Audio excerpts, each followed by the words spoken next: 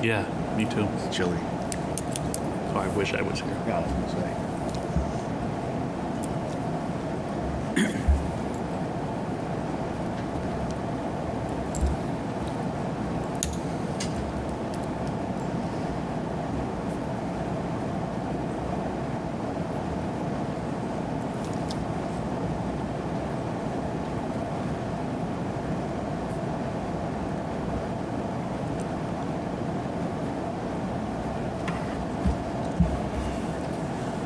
Go ahead, Julia.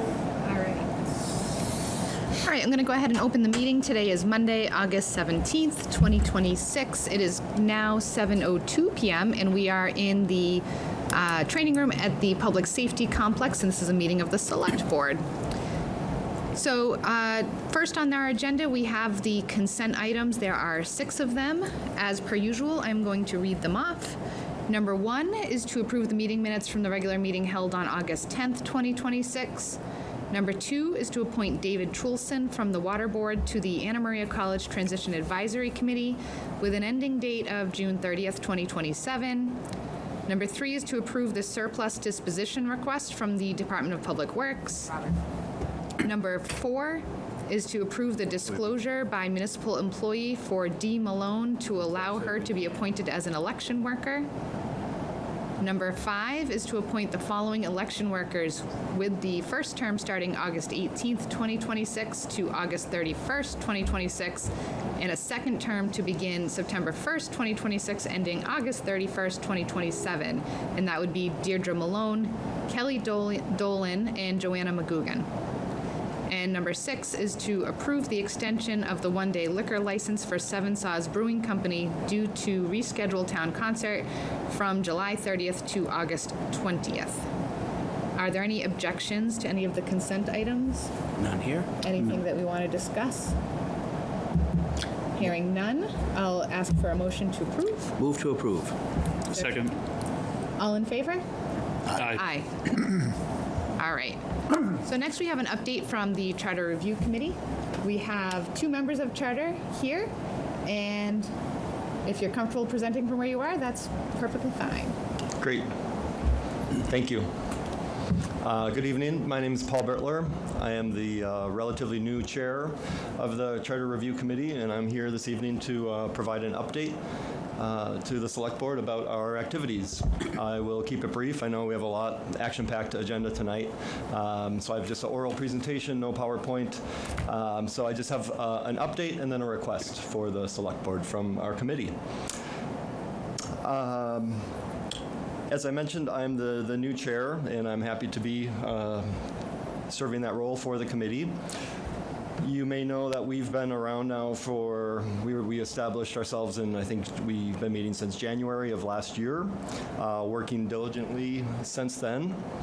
Right now we are really in the throes of reviewing articles. We have some drafts for the charter, and we're going article by article as a committee, reviewing the drafts that we have and coming up with a final product for you. When we first met back in January of last year, we did a lot of planning, had a number of a timeline that we laid out and presented to you. And I won't go over that in detail tonight, but I do want to say that I'm happy to report that despite the transition in our leadership that we've had, over our time, that I think we're still on track to meet our goal, which was to provide a complete and vetted draft by the committee to you by the end of this calendar year.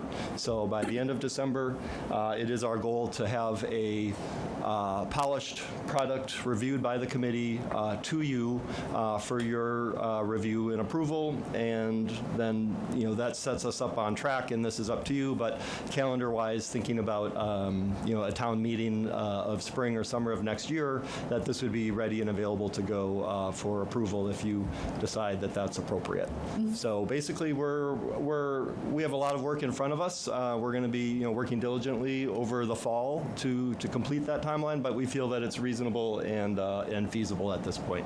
So, we're working hard, and We are a committee of 4 members at this time, and so that brings me to my request. When the committee was formed, it was formed as a group of 7 individuals, and all 7 had to be unaffiliated with any other board or entity in town. I believe that since we've been formed, we've only ever been able to have 6 members at our peak. We've never actually met with a full 7 members. So in our first 6 months or so, we met as a group of 6, and then we had our chair at that time step down. And so for over the past year, we've been working as a committee of 5. And then you may know recently we had David step down, and so now we're a committee of 4.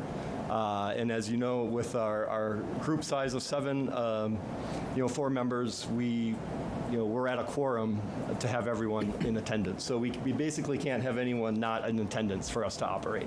And that does make it challenging. And so my thought is that the sort of market has spoken in Paxton about how many people there are that are unaffiliated and want to join this committee. And so I think it would be proper to and I'm asking you to consider reducing the formal size of our group from 7 members to 5 members.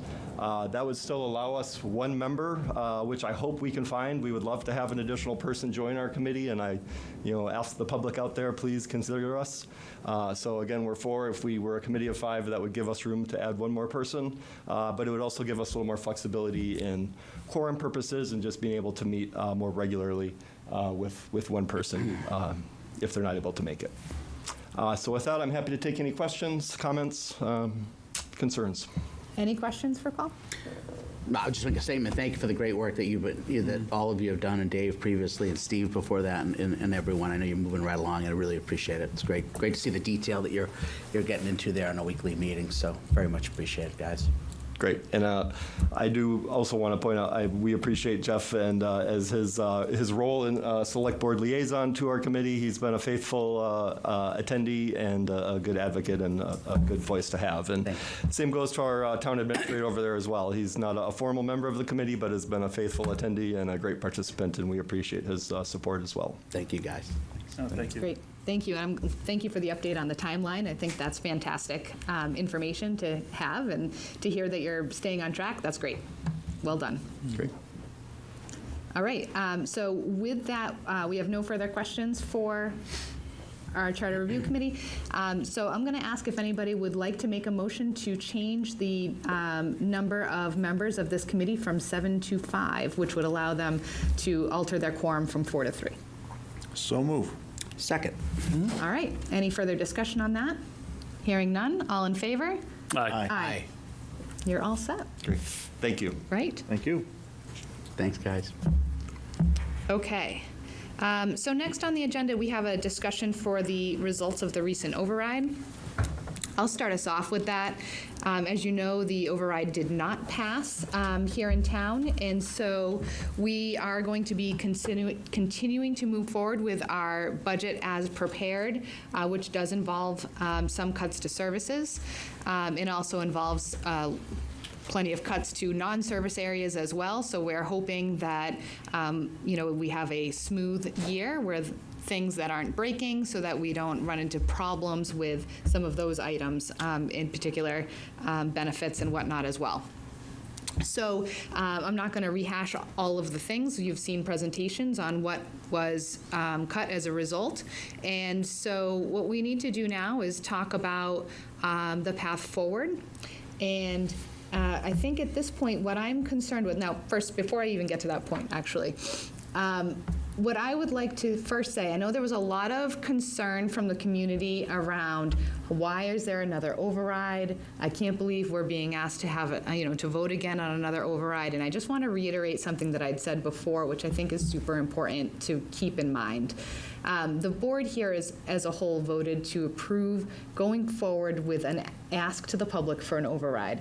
It was a request that you provide your input and let us know which way you want to go with this, right? We knew that there would be service disruptions as a result of the override, And when we previously had gone forward with the override of the 640 number earlier this year, that was based on limited information. Unfortunately, we didn't have a good understanding of what a cut of that level was going to look like yet because the budget numbers hadn't been finalized. Once the budget numbers were finalized and we were able to pin down exactly what would change with. Could you just elaborate what you mean by budget numbers finalized? Yeah. Because people might think they're our budget numbers and they're not ours. For sure, yep. So what I'm talking about are the numbers from the school, from the Wachusett Regional School District, and also from the state. Those are the numbers that we were still waiting for. And once we had those adjustments in place, of course, it was very, very close to the end of our fiscal year at that point, right? And so it did take us some time to be able to say, and for the Finance Committee to be able to say, these are what the changes would be in the event that an override did not pass, or in the event we chose to move forward by just simply cutting with this deficit. What we did was we provided an opportunity for the public to vote informed. So we have asked that the public provide their input before the services were disrupted so that the public would have the ability to say, yes, I want these services and I want to have the override in order to maintain these services, or no, I would prefer that we keep things as is and I'm willing to suffer the consequence, unfortunately, have the cut, right? I think it's important to remember that the society we live in grants us that ability to vote. The ability to vote and have an input into your local government is so important, and it is us, we are the few in this world that actually get that privilege. And so having the privilege to vote, I don't think is something, in my opinion, that we should ever complain about. You have the ability to have a say, have your say, and be thankful that you get that ability. So that is my 2 cents on some of the discussion that I heard going into this override. Yeah. You know, if I can just add too, I mean, like Julia said, the voters have spoken, right? So, and they spoke on a number that was 300 and something thousand. We know going into the future, well, there's no certainties with future budgets, but there's no indication on the runway lights that things are going to get better anytime soon. I think it's safe to assume that we will have continued deficits, continued budgetary challenges going into the future. So I think that that's something that this board, along with our friends at Finance and things, are going to have to talk about, right? Is our operating model in this town, is it sustainable? Right. That's a difficult conversation, but I think it's one that has to happen. You know, can we continue to fund what we have, and what does that look like going into the future? It is a difficult conversation, but it's safe to assume if an override of 300 and something thousand doesn't pass next year, next budget cycle, if it's more than that, that's probably unlikely to pass. You never know, but it probably won't. So I think it's incumbent on us to begin to have those conversations that, you know, that are our operations sustainable? And it's just something that we're going to have to do, and I think we should do it sooner rather than later versus waiting into the budget cycle next year. Right. I think the idea here, too, is that if we continue to do things the way we have been doing them, which is essentially wait until we have all of the budget numbers before we start looking at, you know, what is this going to shake out to look like, I think step one is to get a projection from our town administrator about what next year is going to look like, you know, just a general understanding. And then I think we need to start looking hard at our operating model and what potential ways we can come up with creative solutions. I think it's a little bit of a buzzword, right? But creative solutions to try to maintain as much service as we can, understanding that there's going to be probably more budget cuts coming down the road. So I think the idea here is to start identifying those opportunities now. Peter had spoken previously about regional, possible regionalization efforts, and I think that's something that, you know, we've already begun looking into. So that's going to be something I think we're going to end up having a little bit of a roadshow with each department, and starting to have these conversations. If you're looking at a cut of X to your department, what does that look like? And what can you do with that type of a cut in your service? Is there anything that we can do? Can we form an alliance with another community? Is there any other creative way to continue to offer the service that you've been offering to the town, but do it within a tighter footprint? So I think that's why we start identifying these opportunities now rather than waiting. If we wait until the end of the budget cycle, then we're not going to have the ability to have some of these conversations and perhaps find some solutions. So. Yeah, and I say that thought around this and thought about what the future looks like commenced at about 8 o'clock in the morning on Tuesday. So it is what it is. You know, we have to think about the future. And I've said this many times, and I'm going to say it again. Finance has heard it multiple times. They already know this. We have a structural operating deficit in this town at around $900,000. And maybe that's not quite right, but, you know, we use free cash of $500,000 every year and ambulance receipts of $400,000 every year. And then we have a deficit or issues on top of that.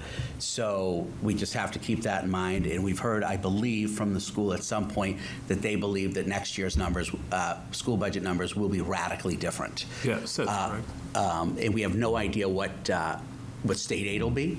I do know that the state is looking at Chapter 70. They're now it's on their radar, and they're focusing on rural. I don't know if we're technically a rural school district, but I think this is what they have in mind, regional districts. They're looking at it to see, are those funding formulas right? Or do they make sense? Are they current? But there's no guarantee that anything would be done between now and next year's budget cycle. I mean, given legislative history, it's highly unlikely. So, but at least it's something that's on the radar going forwards. Yep. Any thoughts? No, I agree with everything you guys said. I think we have to be just proactive now. So not waiting until the time is needed to look at budgets, but work, cohesiveness with, other committees to make sure that we're doing it earlier than waiting for the time to do it. Yeah. Peter? You guys have said it. Yeah. So I'd like, at this point, I'd like to task the town administrator with doing some preliminary review and an understanding of, if we had to cut $900,000 from the budget, what that would look like. Just working off of that structural deficit. Yep. And then if we can come up with those numbers, then I think that will help to steer us where we need to be for next year. Okay. And we'll start thinking about, how that looks for each department, and perhaps have conversations with the departments about other ways that they might be able to meet service. Okay, sounds good. Sorry, it's not the most positive subject. No. But it's just the reality of the operating world we live in around. So. Yeah. All right. So I'd like to move on to the next item. So we have Officer Timothy Larkham is here to present on behalf of the Paxton Police Union. Come on up, Tim.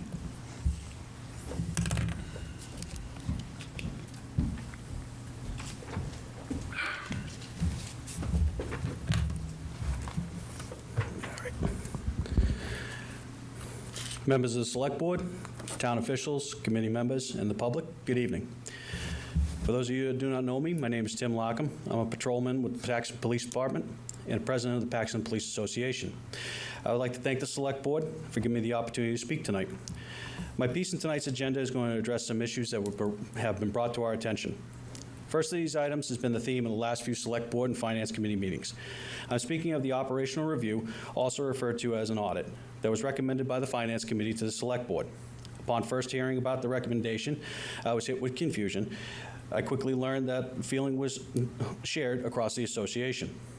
The collective response can be summed up as, okay, what did we do wrong? The source of the recommendation was not shocking to the association, as there has been clear friction. The confusion quickly transitioned to resolve. The association attitude was now calling for this to be done. Go ahead and do it was the new response. As a progressive police department, we welcome any recommendations, especially if those recommendations lead to increased officer wellness. Every angle should be explored to find efficiencies. Sure, we would prefer anything like this to be all-encompassing of the town.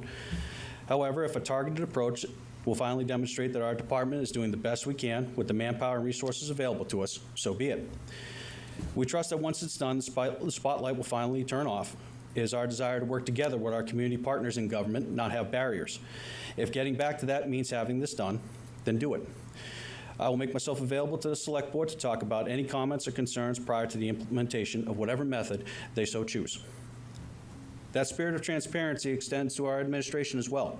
Chief Savasta has maintained an effective and regular communication with the association leadership, ensuring harmony between administration and labor. This does not mean that we agree on everything. This uniform that I'm wearing is a perfect example of something we hotly disagree on. However, there is a respect between the two entities. It is a reason I can tell you that he has offered anyone the opportunity to reach out to him for any department, non-criminal record they wish to see, and to address any rumor or innuendo regarding transparency. Another issue that was brought up, tied into the aforementioned review, was regarding the police department's leadership.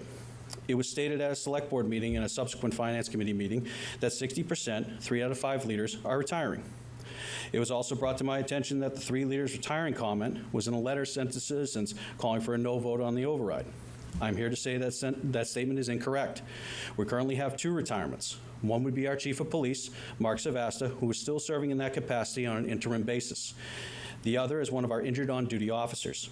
The remaining 3 leaders, which includes another officer that's injured on duty, have no intention of retiring within the next 5 years.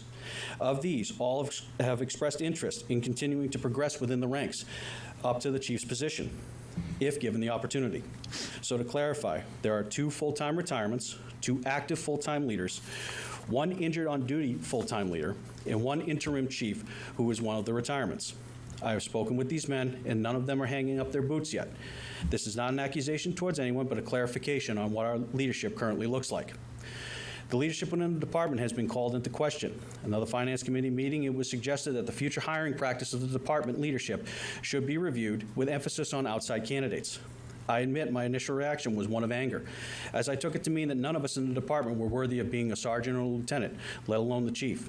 Some officers felt the same way. However, I went over it again, and I know that was not the spirit of that recommendation. The very best intentions were meant, and that was not a slight to any officer here. It was said in the same spirit I mentioned above. Explore every angle for recommendations. In this instance, it was about attracting outside leadership to go into the hiring process, offering their own ideas for the department. I cannot fault any committee for making a recommendation when the atmosphere suggests we are all carbon copies. I do offer that all of our leaders are unique in their own talents, traits, experience, and ideas. Furthermore, we do not wait for our leaders to achieve rank before we start developing them. The department currently has 3 FBI LEADA Trilogy recipients. This is a professional development and leadership program created by law enforcement experts to provide ranking officers with the tools, skills, and materials they need to be effective leaders. Collective work and out-of-the-box thinking are encouraged by this program. The future of law enforcement leadership is one of adaptability, collaboration, and creative thinking. The progression of this training is the 5-Star Chiefs program, which covers executive leadership of a police department. All 3 of these men will be graduates by the end of this fiscal year. Chief Savasta has ensured that there are leaders here and ready at every level. I can assure you this department is not being left rudderless with retirements, but rather prepared to fill any level of leadership from sergeant to chief. Trust within the police department is critical. Trust in yourself, trust in your partners, and trust in your leadership. That trust then expands into the community's trust in the department. There are plenty of examples where agencies have eroded both internal and public trust due to their actions. Promoting outside the agency for leadership positions due to extreme lack of public trust does make sense. Several departments have had to do that, with the most prominent being our own state police. That does not appear to be the case in Paxton.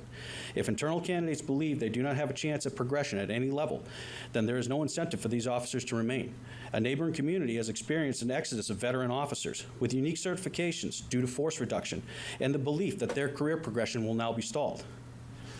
Though hearing from a select board member that internal candidates would be considered during the chief's selection process, there is still a lingering concern that we are all stuck. Finally, a recent social media post was brought to my attention involving accusations that there was a permanent detail at a local business, with it being implied that something nefarious was going on.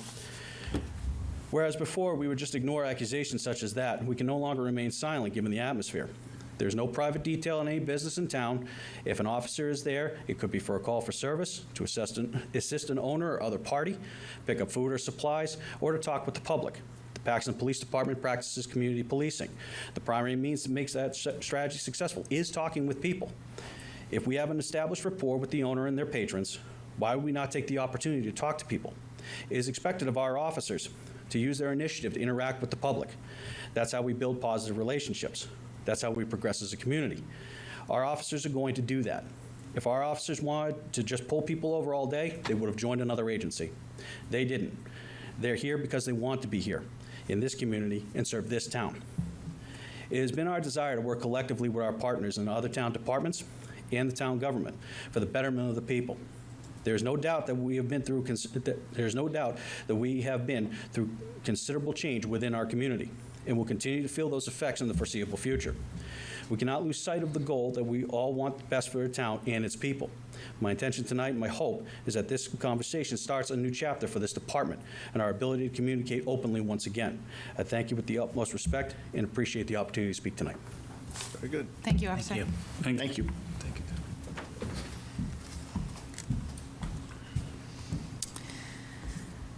Okay. I'm going to take the next agenda item out of order because it seems like it makes sense. And so I'm going to go to agenda item number 4, which is a follow-up discussion pertaining to the last Finance Committee meeting.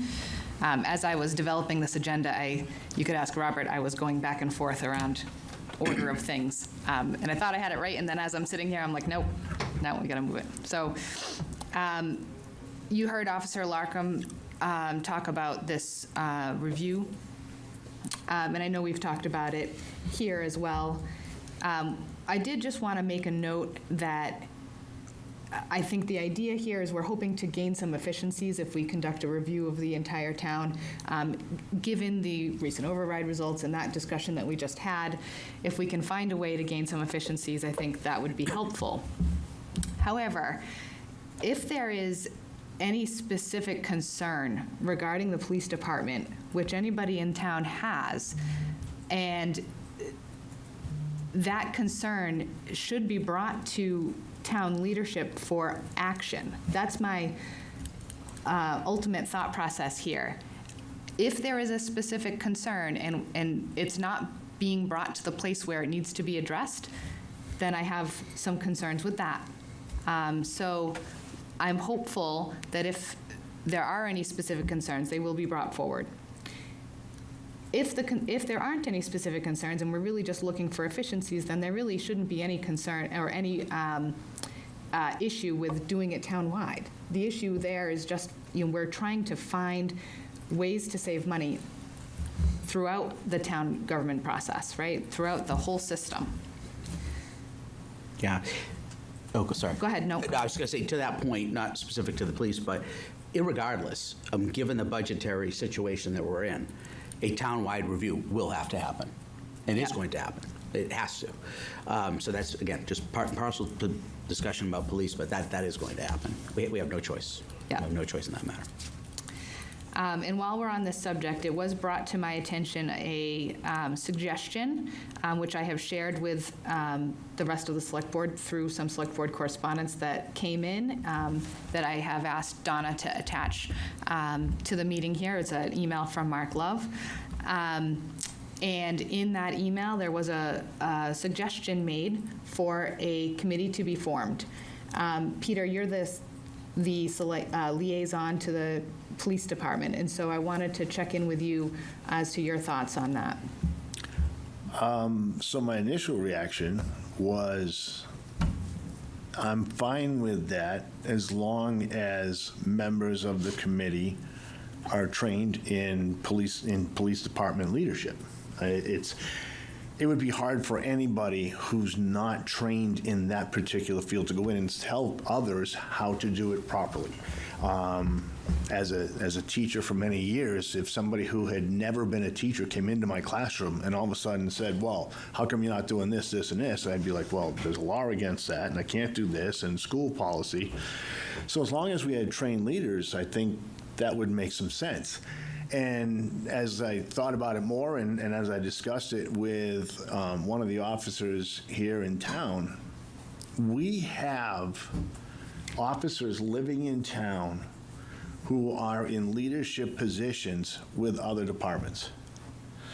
So I looked at that and said, all right, how could that fit into Mr. Love's recommendation? Mr. Love's recommendation, for those of you that have not had a chance to look through the materials, stated that there would be a member of the Finance Committee, which they brought it forward, so I guess that would make sense. A member of the Select Board, we oversee the police department, so that makes sense, and 2 community members.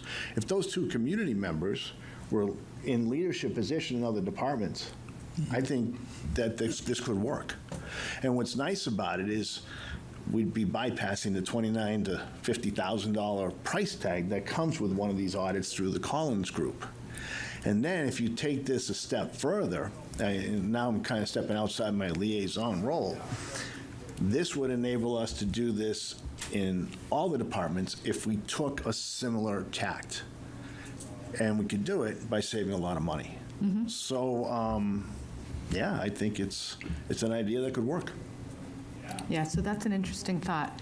Rather than, if we're looking for efficiencies throughout town, obviously we don't want to have to spend a lot of money doing this, but the process has to happen. Yeah. And perhaps something along those lines is a thought process, Yeah, right? it's going to take some time, which is fine. It's not something that has to be done overnight. And obviously, the suggestion from the Finance Committee was that we start with the police department. And I think this is something we could get rolling on and get started right away. I will say that I spoke to 4 or 5 of the officers in the police department, and almost every single one of them said the same thing. Their first reaction was, here we go again. They're coming after us again. Why just us? Which we've already determined is not the route we want to go. But then every single one of them said, yeah, let's do it. Let's bring it on. We got nothing to hide. And if there's something that somebody thinks we can really do better, then fine. Just let's do it. So Yeah. the sooner we get started, the better. If we can start contacting some of those community members as a liaison, it would make sense that I would be on it and grab someone from the Finance Committee, and we'll hit the ground running. Okay. So is there somebody who would be willing to make a motion that we form said committee? And then I'd like to, if possible, appoint Peter as the Select Board member of that committee as a liaison to the Police Department. And then I'd ask that we charge Peter, or task Peter, with developing a charge for the committee. So first, obviously, I'm not going to make the other 2, but I'll be more than happy to make the motion to form a committee of 4 people, made up of a Select Board member, a Finance Committee member, and 2 members of our community who are involved in police department leadership outside of the Paxton Police Department. And second. And there's a second for that. Any further discussion on that particular motion? Julia, can I clean up that motion before you make the motion? Because I don't think it's quite the way the email was written. Okay. Can I just have a minute? The recommendation was at the end of a 7-page email, so I'm happy to comment that everybody made their way through the 7 pages to get to the recommendation. And the recommendation came from when the Finance Committee made its recommendation, we made mention of the Collins Group. And that didn't gain any support. So the email said, fine, let's throw the Collins Group out. The recommendation also was met with all sort of, there's no money. One department could cost $29,000. If we did the entire town, it would be over $100,000. We said, throw that out. Let's do it at no cost, no budget, no expenses. And the recommendation was for 5 members. I think the motion just a minute ago was for 4. The 5 members were 1 Select Board member to be chosen by the Select Board, 1 Finance Committee member, because it's budget related, to be appointed by the Finance Committee, 1 representative from the Paxton Police Department, appointed by that department, and 2 committee members at large. So that made up the 5. I think earlier Peter made the recommendation that those external committee members need to have police or law enforcement experience. I don't agree with that. I think somebody coming in without any of that background could actually be beneficial. Because the ultimate goal of this, which is somehow got lost in this whole thing, is that we don't have 24-hour coverage, or so it's mentioned. We need it. So out of $1.3 million budget, let's go find where we can find the money to make sure that we have that coverage. So the intent and the motivation was much more well-intended than I think it's been received. So the outcome is, as Peter just said, let's do it. But I think the membership makeup is important as we go forward to let's go do it. And I would stick by the recommendation that it appears in the email that it be 5 members and not 4. I will amend my motion for 5 and add a member of our police department, but I do feel fairly strongly that we should have 2 members of our community, since we have them in our community, that they be experienced in law enforcement, just because we are going to be looking for some efficiencies, and we are going to be looking at the operations of the department, and I think it would be very helpful to have outside members who are very aware and trained in police leadership. Okay. So we have an amended, So let me add one more thing. The footnote to that was the 2 outside members shall be acceptable to both the Finance Committee and the Select Board. So Peter's good recommendation notwithstanding, we want to be careful as to how that membership is made up and who those other 2 members are. We'd like to have some input in that. I am going to think, I can't agree with that, I'm sorry. I would think that it would have to be a select board appointment, but you're the chair, I'll let you go from there. yeah, so I do think that any committee that is being established by the select board as the elected officials in this town will be making this determination. So, Peter, you have amended your motion, and so we've added a member of Paxton Police Department. Is there a second for the amended motion? I'll second that. Any further discussion? Yeah, I was just going to say, I think this is a good step. There's general agreement on the committee. There's some differences of opinion. I would just say that if you know of people that you think would be great for this, please put them forward. Yes. That's what I'm saying about that. Yeah. May I? Briefly, Neil. Oh, yeah, it will be brief. In terms of the at-large choices, I think it's difficult if we have a limited pool that we can draw from. If you have somebody that has somewhat, let's just say, a business experience that may be able to contribute input to that based on meeting discussions between the liaison, who has some background with PD, police departments, and then the member of the P explaining why these things have to happen. I think it gives a more diverse discussion format in terms of coming up with recommendations. That's all I wanted to add. That's it. I don't think we need to have citizens with law enforcement backgrounds. You may have somebody that has a criminal justice degree that's not a police officer, or you may have somebody that has a law degree that is not a police officer but could interpret the discussions in coming up with a solution that may help make these efficiencies. Thank you.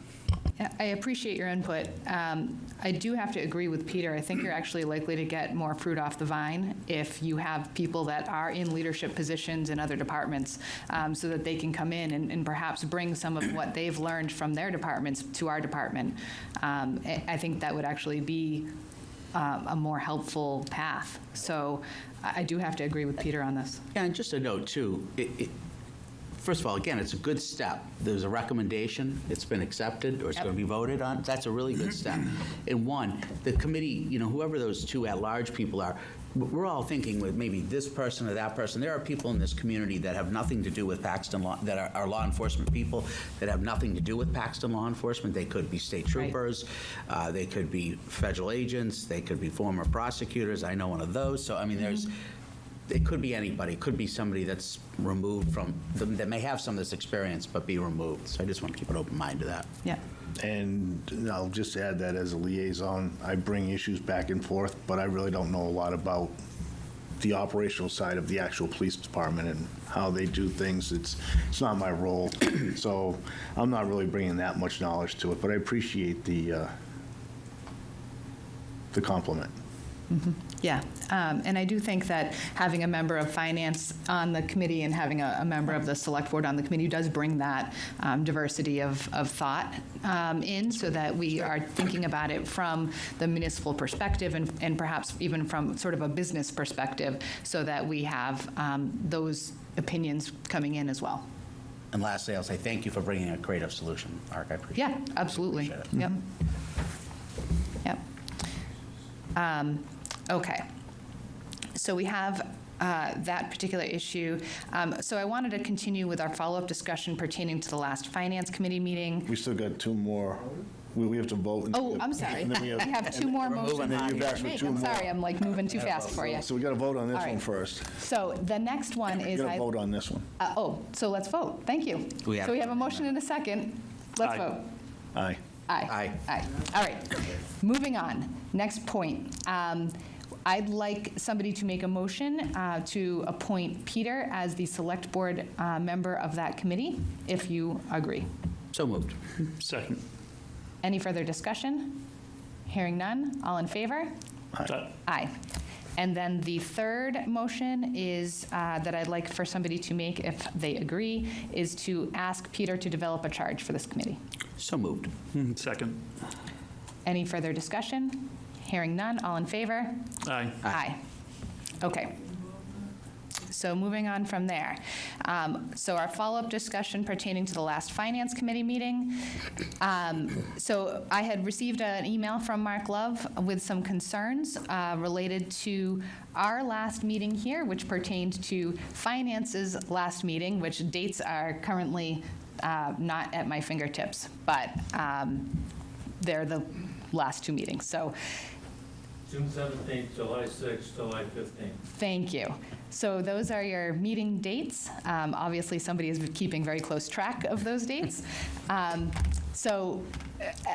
There was some concerns raised about potential inaccuracies. I did respond back to Mr. Love and ask that he elaborate a little bit on what those issues were so that we could make sure that they were addressed. Mark did provide some additional information, and so I passed that along. It was in the same email as the suggestion for the committee, and so it all got passed along at the same time. Chris, I'm going to turn the floor to you. Yeah, so I watched the Finance Committee on that date that you just mentioned. And not going back and forth, and I'll stand by my statement that I presented. There's one clarification that I do want to say, is that I never mentioned, it's on record, it's on video, I never once mentioned FinCom members, I never mentioned a FinCom chair. I use committee as a general statement. So I just want to clarify that on the comment of the unannounced visits. So not once did I use finance at all. My statement was not aimed to any one particular committee. They were intended from an overview of concerns that I've heard from employees of the town and my own opinions that I've drawn up over the last couple months. I did read through the chair's email. I have no intentions to respond in any other fashion because some of it just doesn't make sense to me. And I think the attempt to instigate more discourse will just come from it. So I'll leave it at that. I think we have more pressing issues of the town, which we just talked about from a budget standpoint. So that's all I wanted to clarify. Thank you, Chris. Peter, did you have anything that you Well, wanted to add? yeah, I was specifically mentioned as well in this email. I'm gonna read how it was mentioned, and then I'll respond to next select board member Bogren spoke with similar allegations tossed about. That was, if you remember, I spoke after member Curtis. Response to which is that he was terribly misinformed as to who he was referring, which town committee to which it related, and which year to which it applied. Bullet point, as such, there is little in the way of our wanting to comment or correct such misinformed and out of touch with fact and accuracy his statements were. Bullet point, but his personal confusion aside, that does not excuse the misrepresentations or the mischaracterizations that were levied at the expense of the Finance Committee and at least one of its members. Bullet point, frankly, many of us know exactly what Select Board Member Bogren was referring to, but the allegations missed the mark completely as to the right person, the right committee, even the right year. Final bullet point, again, his comments were made regarding a matter that is over a year old, has long since been addressed, and recall was even discussed at a prior Select Board meeting over a year ago, which involved a different town committee, but not the Finance Committee, as was incorrectly and inappropriately alleged. My comments, which are on video. First point was, I understand the justification that was made to suggest the operational audit of our police department, but I feel we have to understand the atmosphere in which it is made. The Finance Committee and Police Chief have had issues in the past. Another point, 3 reports have been produced, 2 of which are not being followed. If we haven't benefited from what has already been spent, then why would we continue to pour money down that well? I then suggested looking at departments as a whole. Excuse me, Peter, what are you reading from? You're not reading from my email. Now I'm reading my rebuttal. Okay, so can you make a suggested looking- distinction between when mine ended and when yours started, please? Okay, I thought I did. I didn't know. You did. I did. I thought so. But right after it says, and was incorrectly and inappropriately alleged, I then responded, or these were my points that I made that are on video. That's what I Yes. said, right? That's what I thought. And then I went through. So I apologize. I'll pick up from where I left off. I don't apologize. I did say it. I suggested looking at departments as a whole. I was not saying we shouldn't look at any departments. I was saying let's look at our operations as an entirety. I then stated if there is an issue, I hope the town administrator is addressing those issues. I also stated if we are only going to look at 2 departments, because at that point I had added DPW, then I would have trouble with that. Mr. Wenzel agreed that it should be up, down, and across the municipal enterprise. Those are his words. Reviewing everything is a fair discussion point and something we should talk about. Mr. Rebesco also agreed it has to be across the entire structure of the municipality, or we don't do it. Mr. Rebesco also agreed it should not be the Collins Group. I asked the question, where would we come up with the money if we decided to do that, which we've, of course, since taken care of. So there has been some things in the past. I'm not going to go through them all. I did this afternoon with one of the officers, but you know what? I'm not going to go through it all.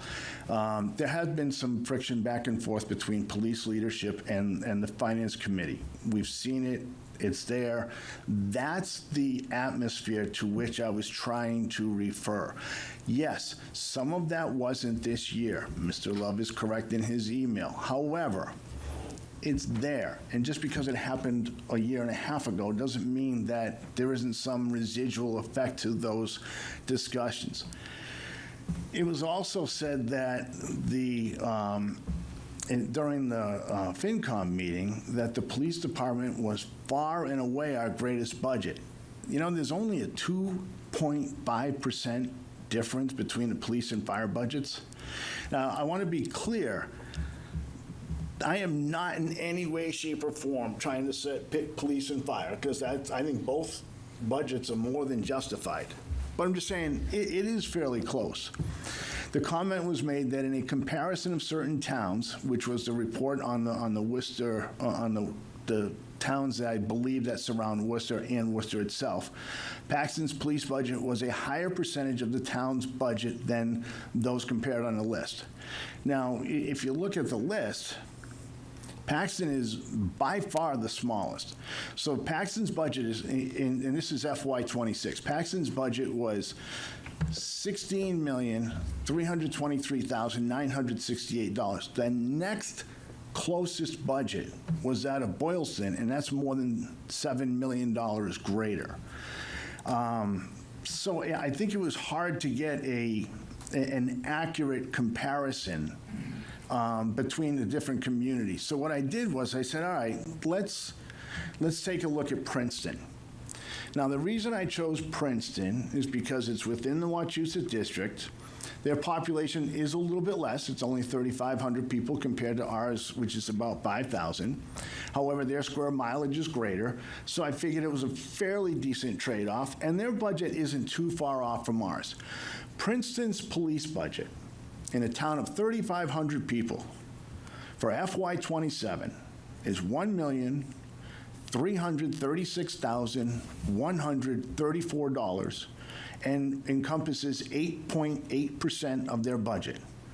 Paxton's police budget is $1,239,224. It encompasses 7.2% of the budget.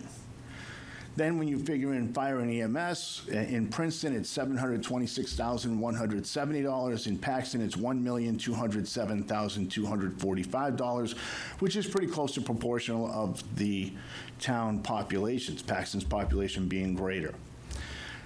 Princeton's budget for fire, EMS, and police makes up 13.6% of their overall budget. In Paxton, it's 14.2% of its overall budget. So we're pretty close to in line.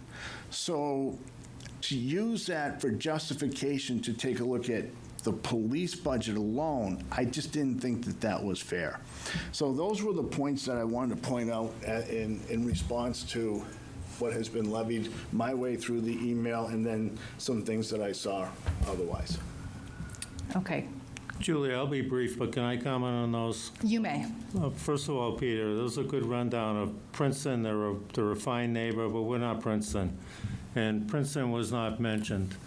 And I don't know whether or not they have 24-hour coverage or not. So maybe if they do, then they're a model for us to follow. The research bureau that I held up, you rightly said that Paxton was the smallest budget. They're the smallest town by far. Yeah, oh, that's great. So you're missing the point. The quote, the percentage was as a percentage of total budget.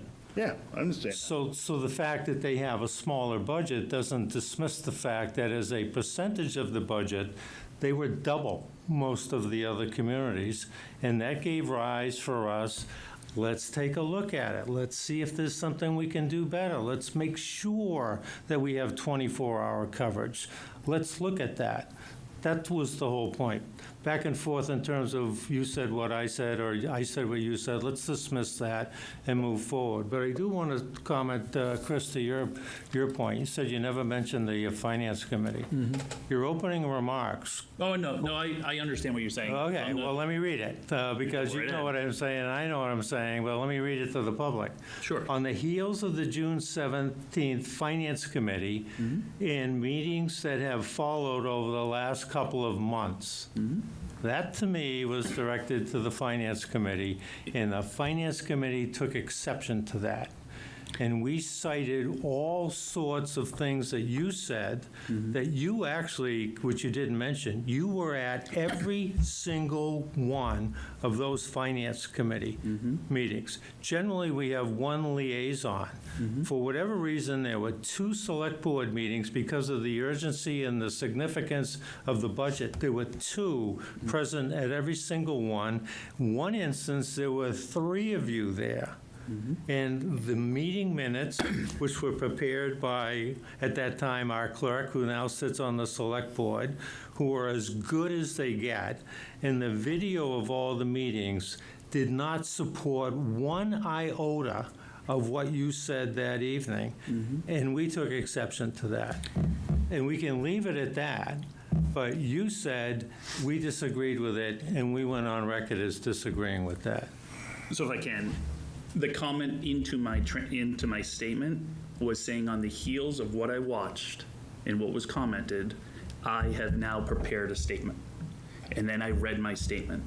So you can interpret that it was FinCom, that's your interpretation, but that's why I wanted to confirm that not one word in my statement said FinCom. Yeah, and I'll leave it at that. Just a quick, Oh, I'm sorry. Go Yeah, ahead. Go ahead. it just, and Mr. Love, I get what you're saying. It's a comparison between communities that were much larger than ours. Our police budget was by far the least on the list. Our fire department was not. And no mention was mentioned of that. The reason I chose Princeton, yes, I agree, we're not Princeton. I couldn't agree with that more. I think the fact that our police budget is less than Princeton's, with 1,500 more people, and us bordering Worcester and Spencer, and as a state representative said to me, these are not my words, these are his, basically we have a drug highway going right through the center of town up towards Orange and Athol. So the fact that our police budget's less than Princeton's, and we're keeping, I think they're doing a good job keeping this town safe, I think is quite the accolade to our department, in all honesty. I wasn't saying Princeton does a good job or a bad job. I'm just saying budget-wise, our guys are doing a heck of a job. Just a couple things. One thing, there's all this intense data work that you folks are talking about, comparing towns and stuff. Sounds like great work for that committee. Yeah. I mean, that's exactly what I envisioned some of that work being. I mean, comparing towns, comparing operations. I mean, so to me, that seems like a logical fit for that. And then one other question, I just want to clarify, because I think I'm missing it in all this back and forth. Mark, when you said the Finance Committee took offense to, I just want to clarify, to what? That they took offense to? Two remarks that were made by the Select Board on July 6th. Okay, was it related to people doing surprise visits or whatever? Everything. Okay. Yeah. The entire meeting of July 6th. Okay. You can watch the meeting of July 15th. There were at least 3 or 4 members that spoke to the point that they took exception. They wanted the record set straight. They didn't think the meeting of July 6th was a correct, straight record. And then other people made comments about this was a well-intended recommendation. They got a slap in the face. Why should we make further recommendations if that's the responses we're going to get? So again, this is all on tape, so we can all watch it, which I'm sure no one's going to have the time to relive that. What we need to do is, and we're missing the point, we want to find money for 24-hour coverage, period. Whether Princeton's left, right, better, not so good, somebody we should emulate, none of that matters. We want to find the money to have 24-hour coverage. That's the goal. Yeah. Can I say one last thing? Yeah. Yeah, I think this is all good. I just want to state one thing unequivocally. I was on the Finance Committee for 2 years, and I'm not aware of anybody doing surprise visits from the Finance Committee. Okay, I need to state that for the record. 2, I think we need to get to a place, somehow, somewhere, and I think we're getting closer, that where the Select Board and the Finance Committee work together. I don't know how we're going to get there, but it has to happen. I think this police committee is a step in the right direction. I mean, it does address this issue. It shows that we're open to that. But at the end of the day, I mean, I've served on both committees. I like both committees. I like this chair, the past chair, and I like that chair. And I was treated with respect on that committee, and I'm treated with respect on this committee. And I just think we need to get to a place, because last night I took a look at our current openings on town boards and committees, and it's at least 25. And I say to that, why is that? I know people are busy. There's some more committees than there used to be, but I think people don't want to get caught up in some of this back and forth. And it's nobody's to blame for this. I think it's politics, right? But we just got to get to a point where we're encouraging involvement on these committees and get to a point where we're working together. Because I think the challenges are super great going to the fore. And I don't blame any one person for this. Again, I've sat on both committees, and I respect both committees. So it's a very neutral answer, but that's how I feel. Yep. Yep. No, I Go ahead. I'm sorry, I'm going on and droning on, but I was treated with respect on both committees. I think that needs to be said. So that's it. thank you. Yield back the balance of my time. Thank you. All right. So I couldn't agree more with you, Jeff. I do think that we need to find ways to work together. We need to make sure that the relationship is productive going forward. And I think that starts with, open doors and open phones and communication in any way that it can happen. And I'd much prefer, us to be able to have these conversations and, find ways to find the good instead of finding ways to find the bad going forward. So, all right.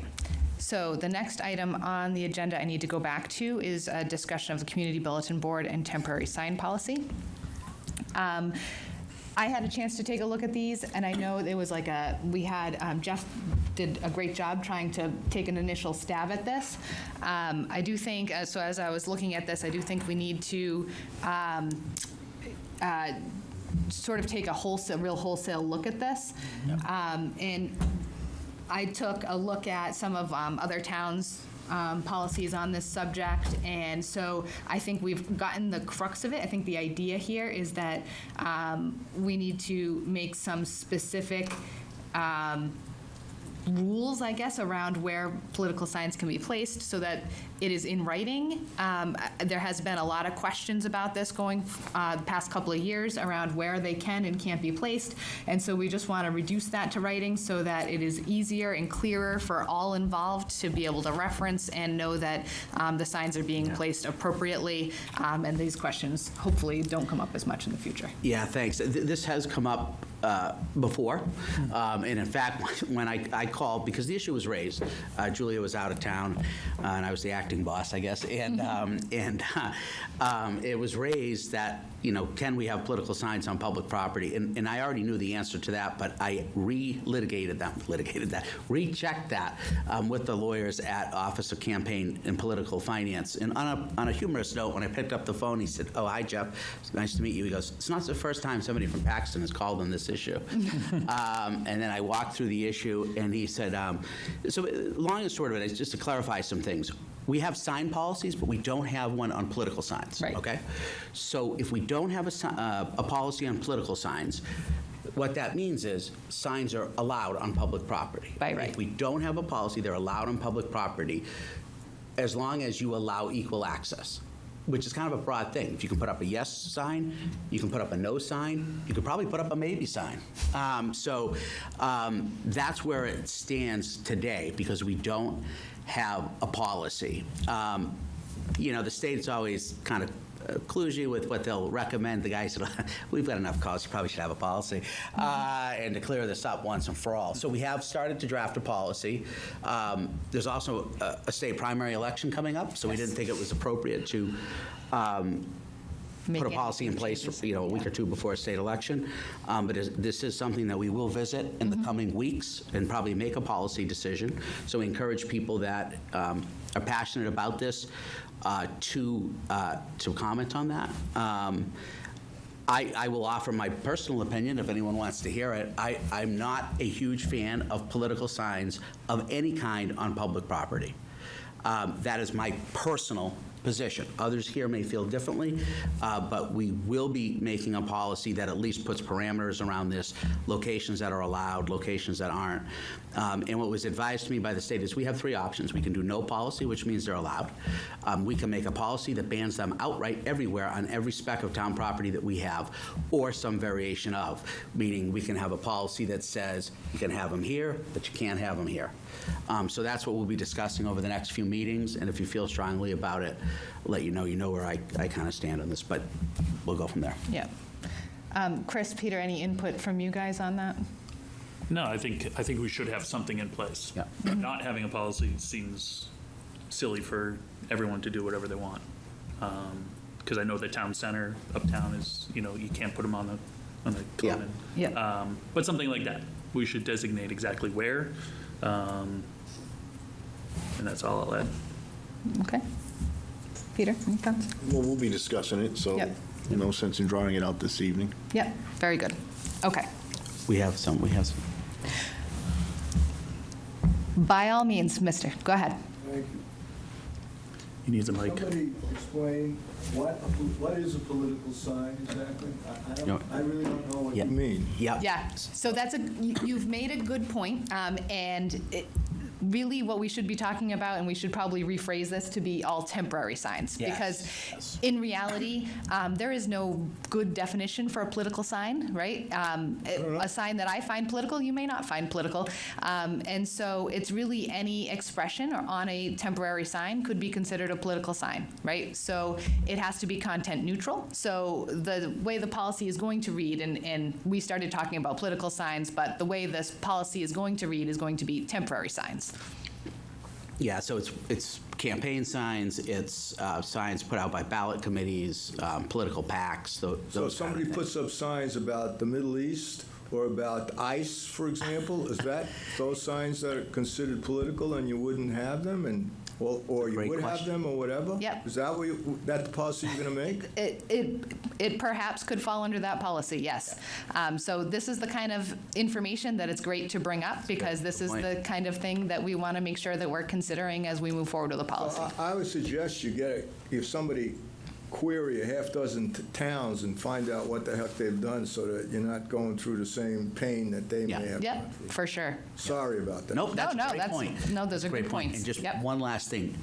Those of us that are long in the tooth in this town, we're only talking about on public-owned property. This is not political signs on anybody's private property. That issue has come up in this town before, Yep. I believe in the 1980s, and it was an extremely controversial issue. Am I right? No, you are correct. Yeah, I won't mention, they're both passed away, but two folks were very animated about that way back then. And this is only on town-owned municipal property that we're talking about here, so Yeah. more to come. Agreed, yep. Okay. Next up, we have an update on the Anna Maria College Transition Advisory Committee, and that's going to come from Jeff, who sits on the committee. Yep, so it's a really quick update. Currently, Anna Maria is in Chapter 11 bankruptcy process. That came shortly after we formed this committee. That Chapter 11 process has really slowed down anything the town can do with or at that property.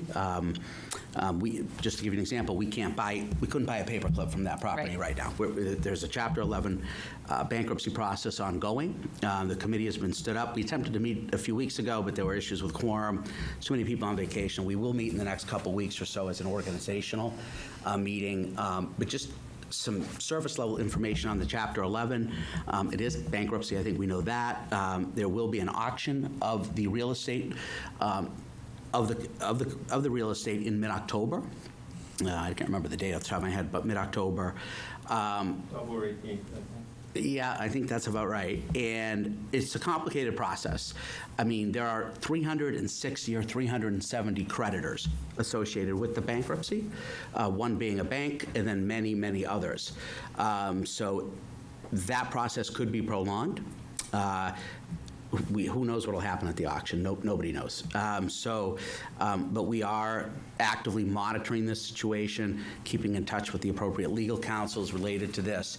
We have our finger on the pulse of it. It's unfortunately, it is largely out of our hands at this time in that process, but we will stay close, and this committee will be stood up, and whatever happens with that campus, I think it's important to note that that committee will play a role, because whatever happens there, there's many options, that committee will play a role, but at this time, we're pretty limited on what we can do. Yep. Question? Question, if I may? Yes. As a member of this Yep. committee, can you, first of all, are we one of the creditors? Are we looking for any money? You are. Well, Yeah, go ahead, do you want to? We are listed as one of the creditors. Yes, we yes. okay. And then I know through the last couple of weeks with the information sessions and this and that, but I think it's good for the public to hear this. We still have, the town has a police presence on the campus, is that correct? Yes. Okay. And previously, they were paying in advance for that service. Is that still an ongoing, or is this adding to us as a creditor? No, they're paying in advance. All right. And is there a contract for that? Is it month to month? Is it through the auction? Is it through, I mean, just I'm just trying to help Yeah, people get answers to questions that keep coming up. It's on a month-to-month It's basis right now. month-to-month. Okay. Yeah. Thank you. No, those are good questions, Elon. I want to follow back one thing on that. Every month, I mean, I ask the town administrator before the end of every month, have they paid?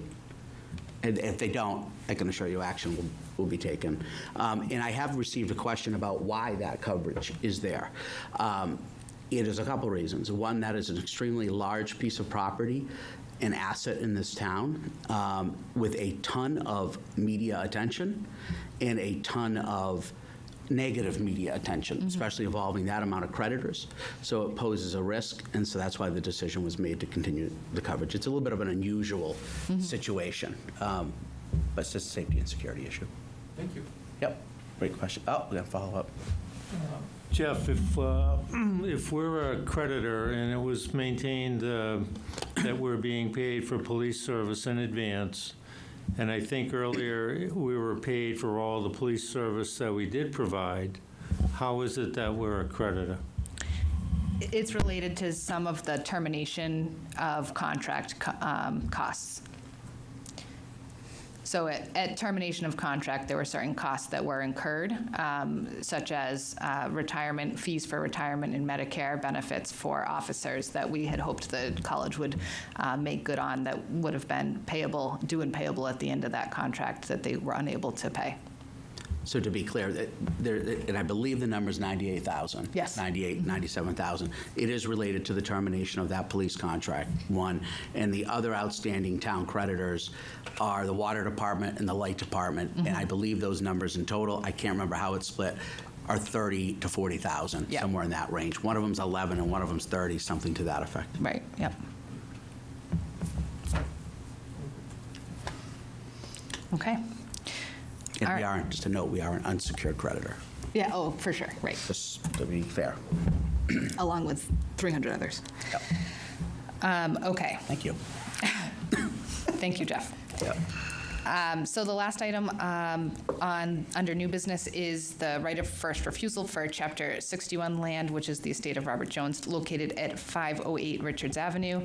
You saw in your packet that our town boards and committees, the relevant ones, have weighed in on this issue as is required.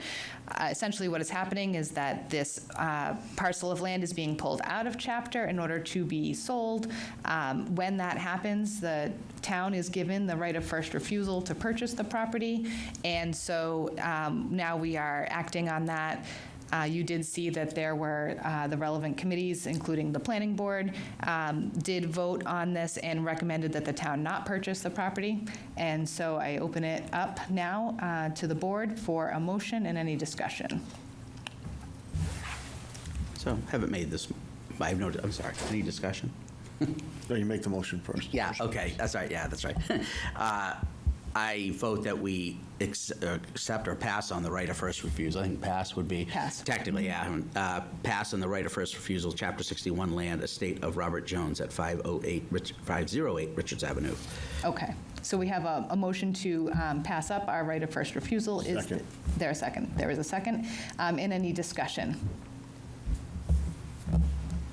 I'm just going to add that, with the land coming out of chapter, assuming that it comes out of chapter and is purchased and used, that's potentially becoming taxable property. So I certainly wouldn't want to alter that personally. So that would be great. So with that, there's no further discussion. Hearing none. We have one comment from Mr. Just one Bragg. comment. At the planning board, we had concerns, I'll use that word. When it comes out of Chapter 61, there are taxes due. Is that coming from the estate, or will that be, I mean, how is the town going to collect that? And then, as you're saying, it falls into the private sector, and then from there, it will generate real estate Right. taxes Yeah. going further. That's our hope. Robert, do you have any thought on that? Yeah, they're collected when the property sells. So give an idea as to what the amount might be? $5,000, $500, unfortunately, I don't have that information in front of me, but generally, it's not going to be a significant amount. Excellent. Okay, thank you. So with that, we still have a quorum of us present, so I'll take a vote. All in favor? Aye. Aye. Aye. All right.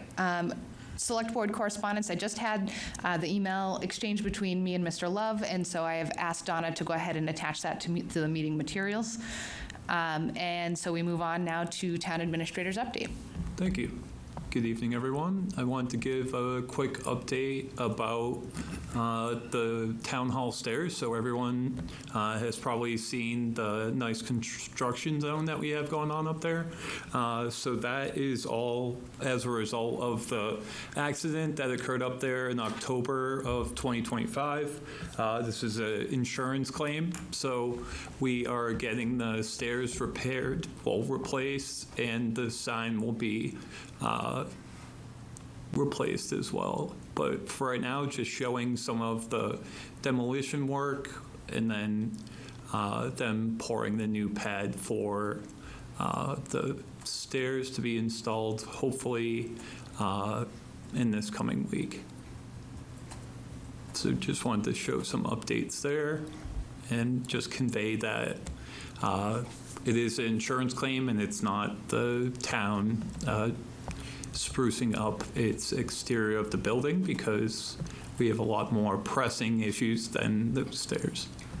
I also wanted to share that we have made our first purchase from the $350,000 debt exclusion that was approved at town meeting. So this is a 2019 John Deere roadside mower. It was purchased from the town of Leicester, and it has a little less than 1,400 hours on it. We're very happy with the condition of this, this piece of equipment. Huge.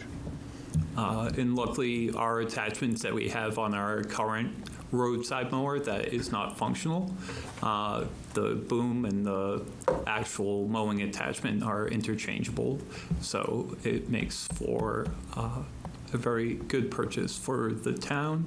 And hopefully now some of those roadsides will get cut down a little bit so you can see the proper signage. Robert, if Yes. I may, you said that was $50,000. Would you just equate that to what new was, why we went that route? Because that Yeah, does look that's like about like a fifth of what it costs brand new. And I did actually look at this machine this morning, and it tore up DPW, and it looks like a great machine. Robert did not allow me to get up into it. I did ask. It was not allowed, but it is a fine piece of equipment. A fine piece of equipment. Robert, can you scroll to the side view of the, The side view. yeah. No. No, the other one. That one. Now that is a fine-looking piece of equipment. I think so. Yep. Just so you know, that's 90 horsepower right there. 90 horsepower right there. So as soon as I saw that picture, I thought, I'm pretty sure my son had that exact tractor, like as a Yeah. toy. I do. I honestly, you still have it, don't you, Jeff? I do. I Yeah. have all of them. Yep. So I Still thought, have one of them. geez. Yep. That's a good-looking 90 tractor. horsepower. Could we have a golf clap for the CIPC committee? We should.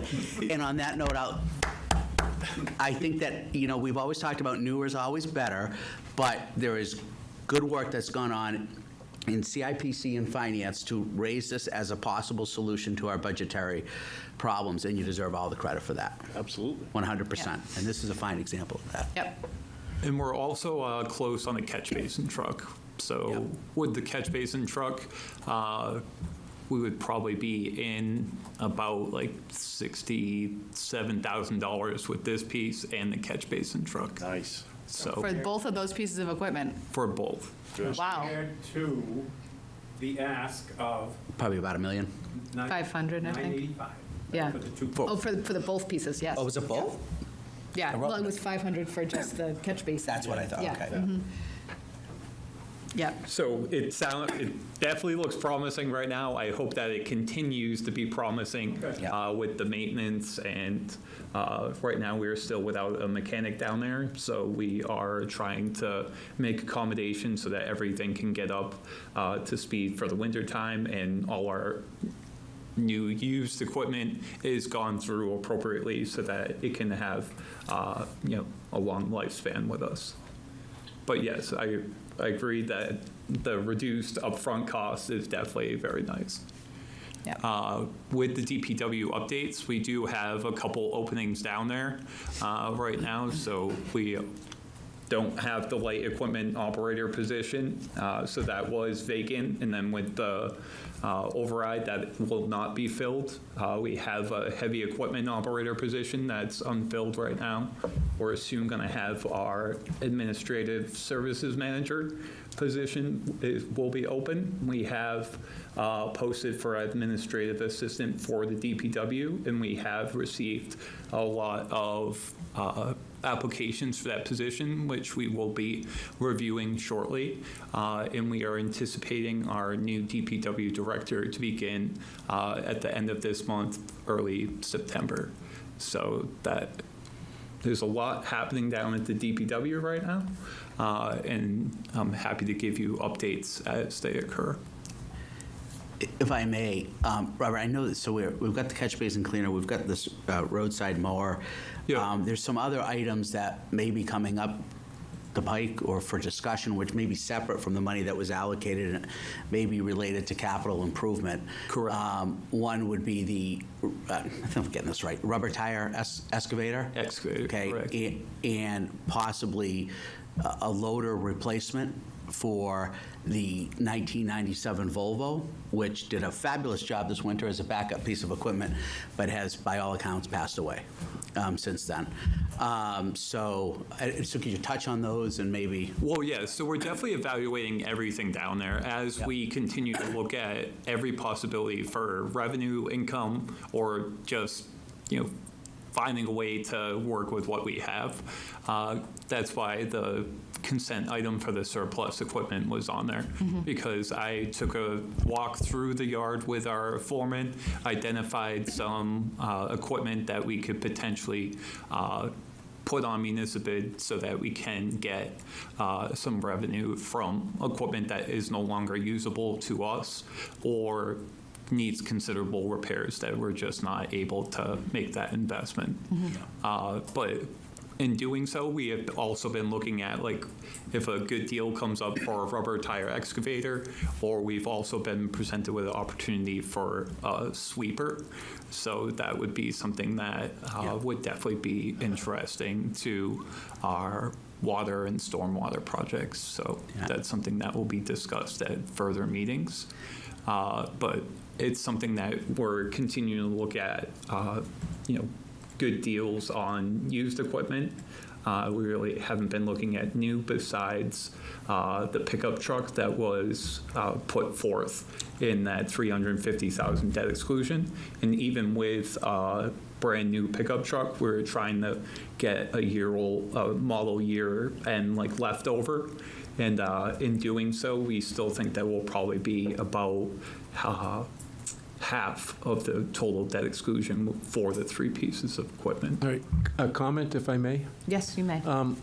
I just returned from vacation, but during that, I received an email from the vice chair pertaining to this rubber tire excavator. Yep. Excuse me. Now, I'm all in favor of what we're trying to do, but do we have to have, or I'm sorry, shouldn't it be brought forth first to capital so we can kind of weigh in as to prioritizing what may be coming or not coming? I just was concerned that discussions may have taken place, and it's like, okay, if we find this piece of equipment, we need to act on it right away, and no one's going to know. In committee-wise, we're not going to be aware or involved with that process. So that's kind of why we've scratched the itch here a little bit. And as I said, I'm all in favor of this. I mean, we just saved $40,000, whatever, for two pieces.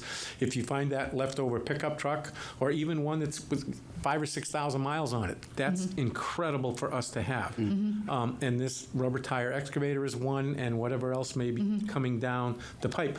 And I realize that when you find something used, it literally has to be acted on within a week or less than a week. Yeah. And maybe we should have a meeting with the petitioner, in this case DPW, to say, here's our wish list. And because the first question I would have is, how are you going to pay for the rubber tire excavator. It's not part of the debt reduction that was voted on, but if we can throw it in, lump it into that 350K, Yep. I'm saying yes. Yeah, I But don't if know you how- came and said, yeah, okay, choose. we have this money over here that we can only buy these 3 pieces of equipment. Yeah. We've already bought 2, we're looking at 1, and we're gonna have a surplus of whatever, 150 grand. Yeah. Yeah. What happens to that? Right, so I do think there is a process that we'll follow. Of course, the first I heard of this was actually when I was CC'd on said email. Yeah, right. Because I was also out on Yes. vacation. However, I think it's good that we're keeping our eyes open for this stuff. The problem is the process we currently have kind of precludes us from being able to act on something quickly. But if we are coming in so far under budget on these debt exclusion pieces, then we can find out what the correct process would be to perhaps repurpose some of that debt exclusion if that's a possibility. So that's something that we can look at once we know what the number is. And then, it is a sort of an annual process, right, in terms of capital, where we assemble all of the, capital requests, and the capital improvement committee goes through it. That's our current process, and perhaps we need to take a look at that. If we're going to need to be nimble or be able to act on some of these things as they come up, if we're going to be looking at used equipment, then perhaps we need to look at, any potential changes that we need to make in order to allow us to do that. But Yeah, well said. Yeah, just to clarify in the email was to actually involve you guys in the process, just so you know. Understood, but I Yeah. mean, it looked like the tone of, the letter of what I read stated that we found a piece of equipment, it's $18,000, we want you to know about this. I figured it was gonna be here by the time I got back No. from vacation. No. And Yeah, it I'm may sorry already for be that. gone. I Yeah. don't know, because I know that market flips It's tough. very quickly. Correct. So I would ask then that you find a way to prioritize an answer to the surplus money, whatever that amount may be, after two of the 3 are found, we're waiting on 1, it would be in excess of $100,000. Yep. That if you could then say, yes, we can act on that, and I would then ask that a plan, a master plan or whatever from DPW, because they're the ones that are going to benefit from this. I love looking at that tractor. That is a Isn't nice it piece great? of Neil? equipment. Neil, I can get you a tour of it. Very pretty. There we go. Well, I'm just saying, so then if we had a list, we could have a meeting and saying, at the Capitol, and say, Yeah. okay, if you come across this, yes, we bless this, or no, we need to discuss further on this, but that way you can react to it in a timely fashion. I mean, going back to when all this used equipment started, Vice Chair Wenzel found a couple of pieces that were literally gone in Of course. 4 days or 2 weeks, whatever, and we hadn't even got to the discussion point of how are we going to do this? So I'm just asking that, legally, if you can find out, can we do this? Can we repurpose that money right away? It's great. And Yeah. go that route. I'm going to warn you, Neil, I do think that the answer is probably that we can't do it right away because of the way that it was voted at town meeting specifically, and then also had to go to a ballot. So typically in that circumstance, you then have to do some revision, but we'll find out what the answer is. All right, there's a little bit of humor when we have the next override question. Just put that on there to repurpose the money that's Some already been money. approved. Yep. Yeah, and just one thing, I failed to CC the liaison for capital. Yeah. Oh, for capital, sorry. I Yeah. failed to do that. It's my error, but if anybody's watching, just clarify that item. We're also seeing at the next water board meeting, so in addition to that sweeper, if they would potentially pay for part of that rubber tire excavator because it will be used for water repair work. So that's something that, Well, I guess, how do you acquire the sweeper if it's not on that original warrant for the 3 the items? sweeper would be out of water. So it would be out of, And what dollar value might be attached to this used sweeper? the used sweeper is, give me 1 second.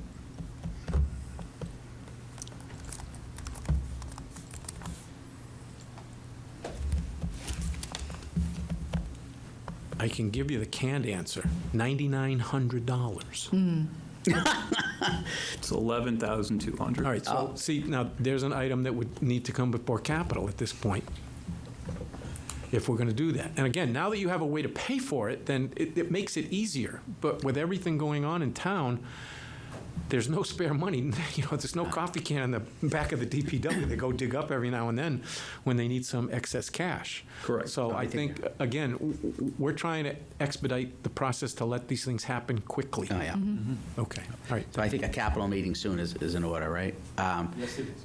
Yes, yes. And just a point on this rubber tire excavator, because we've talked a lot about it, the purpose of this and the need for this type of equipment is, as time has gone on in this town, we've paved over roads and not taken a lot underneath. So a water main that was here and the road is here, now the road is like this. The backhoe's having issues reaching some of those water mains. And it's also our backhoe, we have one, correct, is a single point of failure. It's the most important thing you need in a water main break is a backhoe. So it's kind of a redundant piece of equipment, but it is also something that could reach deeper, as those water mains now in some locations are much lower than, Can I pick your brain, Jeff? yeah. As somebody who is not as well versed in types of equipment, what is it about the rubber tire excavator that gives it better reach than an excavator? It's got a bigger arm.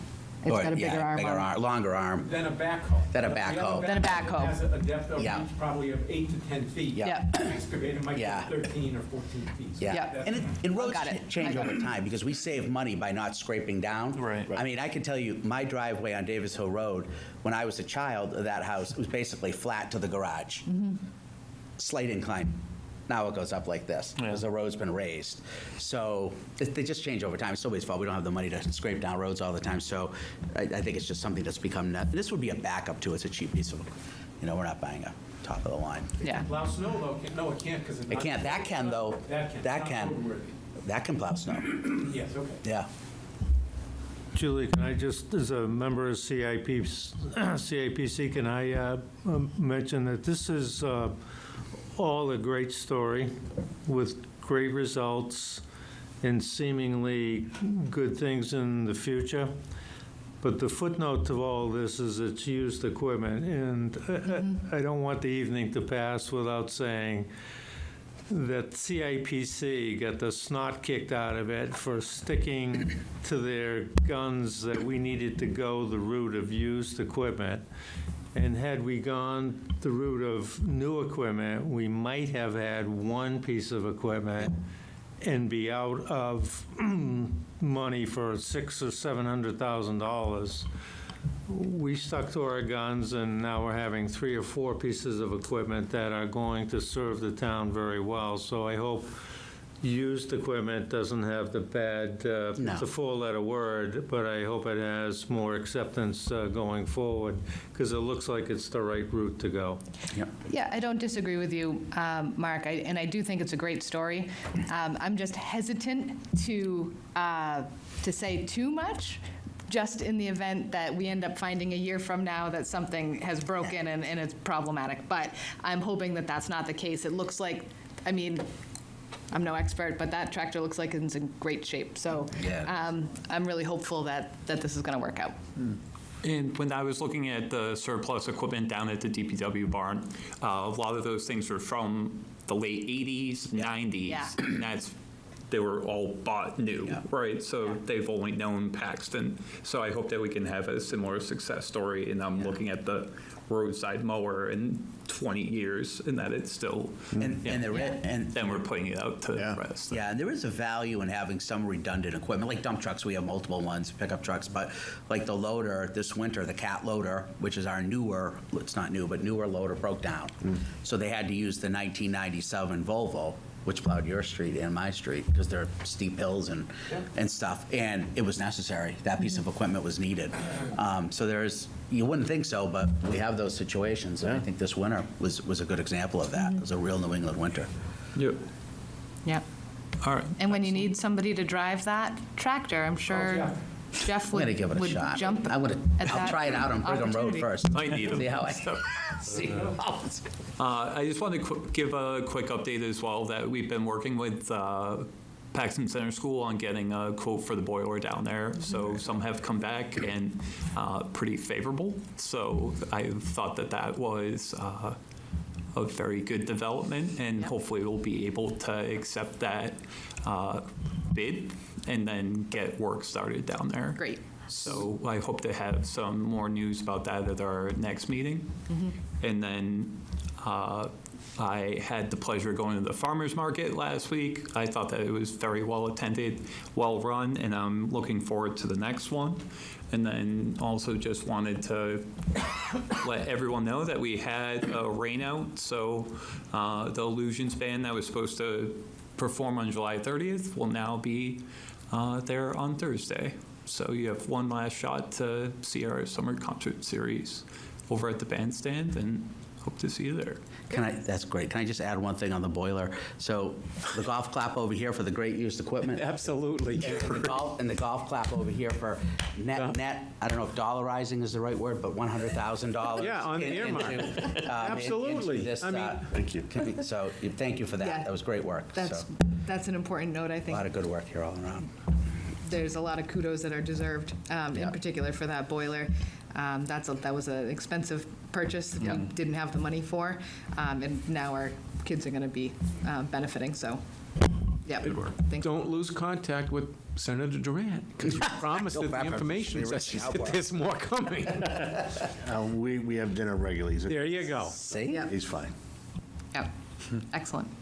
All right, so that's our town administrator's update. I do have, there's no public comment actually listed on the agenda, but there is public comment, so do we have, We do, I signed up first. You did, sir. Okay, thank you. A couple of things. I was, I guess, sad to learn of the resignation today of our, I'm going to call Town Services Coordinator, but Jeff Taska he sent a letter out to the boards that he worked with, of which planning is one. So I wish him the best in his new career, but it's an important position that I hope we can fill quickly with a qualified person, because that covers, I think, 4 or 5 boards. Yep. And we need to make sure we have continuity across all of those, from zoning and planning to Board of Health and whatever. So I wanted to mention that. Peter mentioned the possibility of regionalization as this business model continues to unfold or whatever. That's nothing that can happen, though, in a short period, correct? Because of contracts that we have with each department, unions and things like that. How can you just shed a little light as to the big picture, not what or how or whatever, but just to enlighten some of the residents as to how that could help? I mean, we do it presently with dispatch, is that correct? Is that the only thing that we share? Animal control. Animal control. Oh, okay, and animal control. I don't know a lot about it. I brought it up because we had a town reach out to us to look into the possibility of regionalizing with our police department. And I was told, when I mentioned it to our police chief, he said to me, he goes, there are police departments already that are regionalized. It can be done. It's not an easy thing, but it can be done. To me, the other thing I mentioned, obviously, we looked at fire departments already. The money dried up. They were studying it, but the money for the study dried up, so it never completed. But that was something that was already in the works. So it's not like it's anything I came up with. I've had numerous people mention, and I've talked about it in the past, the possibility of maybe regionalizing libraries, where instead of each little community having one, it would serve maybe 3 communities, and all 3 communities contribute, which might mean a bigger and better library and more services for the same amount of money or less. What came about, to be honest with you, is just before the town meeting, as we were going through the budget, I had a citizen stop by my house, sit down and have a cup of coffee with me, and said, I don't even understand why we have all these little towns. He says, I don't understand why we can't take 4 or 5 of these little towns, make one big town, regionalize everything. He says, and just economies of scale back how much it costs each individual resident. Now, again, I'm not advocating for that. I'm just saying that the idea is intriguing and it's something worth looking into. How it could be done, I haven't gone down that road far enough to give you any hard answers, Neil. I wish I could, but Timeframe then it's not, this isn't something that comes about in the next year or two. It's probably in the 5-year horizon. and I can't even answer that, to be Yeah. honest with you. Actually, Robert would be a better wealth of knowledge for that than I am. Okay. I do think that, when we're talking about regionalization, it's not always just that we're going to take and regionalize a department, right? So it's not going to be, the DPW regionalizes with the Leicester DPW, and the two of them are now married and forever Right. Shall be, right? There are other opportunities for regionalization on a smaller level, more like the animal control officer. Perhaps we can look at regionalizing inspection services, or, sort of these smaller opportunities that wouldn't necessarily depend on a 5-year plan or, a study or anything that will still net us some savings. That's part of what I hope to see. If it improved efficiencies, whether it's small or large, it's something worth looking into. Some might be short-term, quicker to happen. Some might be longer-term that we'd have to put more work into, but whatever it is, I think it's worth looking at. Yeah, and certainly sooner rather than later. Yeah. I'm in agreement with that. The last thing, there's, I think, let's start with the next one. Executive sessions. Are minutes ever available to the public after an executive session? So we kind of have an understanding of what you folks were discussing. Yep, so typically, what should happen and what does happen with executive session minutes is that once that particular item is well enough over the horizon, then we can, as a wholesale, we will then take executive session minutes and make them public. We actually haven't done that in a while, and I did mention it some time ago that we need to look at our executive session minutes and see what there is that's on there that we can now transition over to being public. But it's based on time, it's not based on subject matter. It depends on whether the issue is substantially resolved. No, Yeah. understood, Yeah, but I'm yeah. just Yeah. saying, because I can't find them anywhere on the website. I mean, minutes of the board, all these meetings, my planning, they're all there. Yeah. But it's just, I never saw it on an executive session. That's why it's executive session, that's why they're not, it shouldn't be. Yeah, so typically they would become available at some point They in the will. future. Yeah, They always yeah. will. Okay. You have to go to a special office that's controlling your executive sessions and ask permission to look at a particular executive session.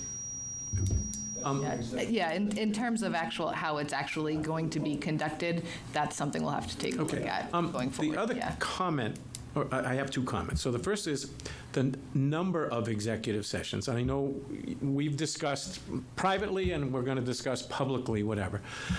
Is there the need, as often as it appears on these agendas, to go into executive session? The first example I would use is the new DPW person. I mean, we know we needed them. In terms of if you've selected a candidate or whatever and you're negotiating benefits and salaries, it becomes public knowledge once the hiring is done. And I'm just wondering, is that truly a need for an executive session versus the union contract? Some of that I can understand. You need to kind of get into that. It's absolutely executive session and absolutely should be conducted in executive session. In no way, shape, or form should that ever be public.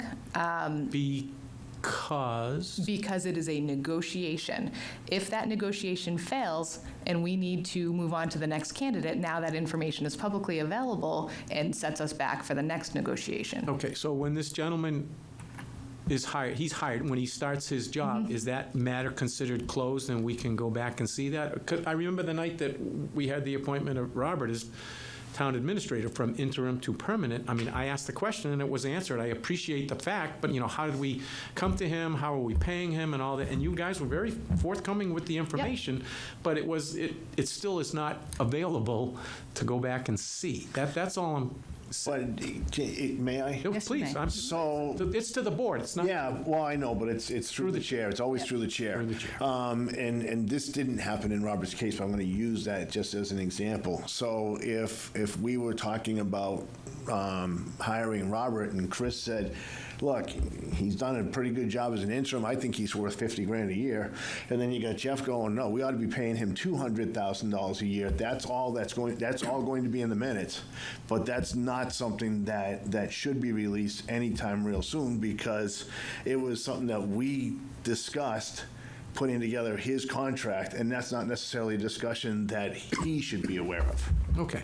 The Anna Maria instance with the auction and the Chapter 11 and this and that, I mean, again, I'm on this transition committee, and I just don't understand why all that had to be done covertly or executive session-wise, where nobody gets to hear what's going on. This is a bidding process, they're going to be bidding.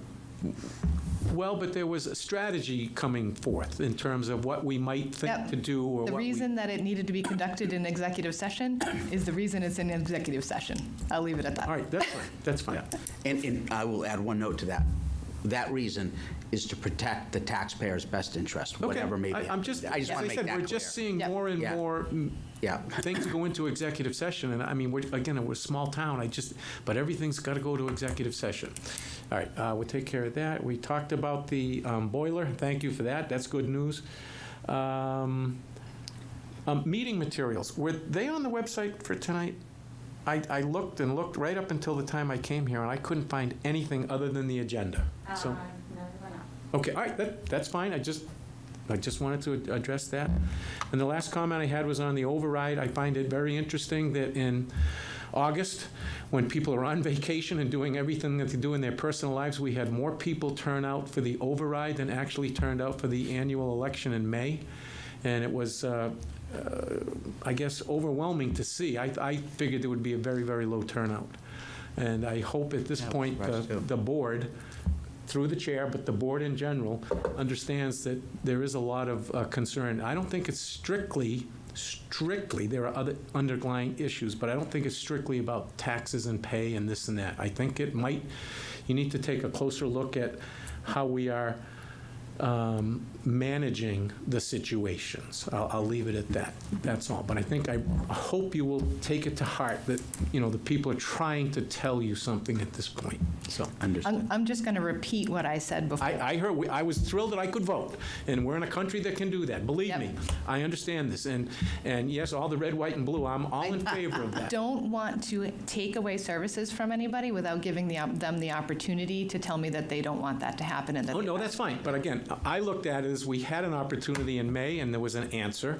And Yep. then it was, because I remember at the night when you were discussing about should we, Peter said, I don't know if we need the override, but if we, the board, decide to, I will support it. Was that correct? Is that kind of where you were? You said, if it comes about, I will support it, because you're on the board, and you're going to join with... Yeah, I was not in favor of putting out a vote for the override, but when the board voted, That's what I'm saying, right. Right, so changed as a my mind. five-member board, there was some disconcern or dissent, so to speak, but when it all came out, you kept a unified front and said, let's go forward with this. That's okay.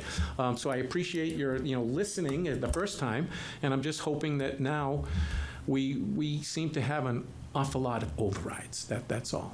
And you're giving Being those given an people- awful lot of opportunity to have input into People your speak. government. Yeah. People speak, yes. And last comment before I turn over the mic, thank you, and I know I exceeded my time. Way. Okay.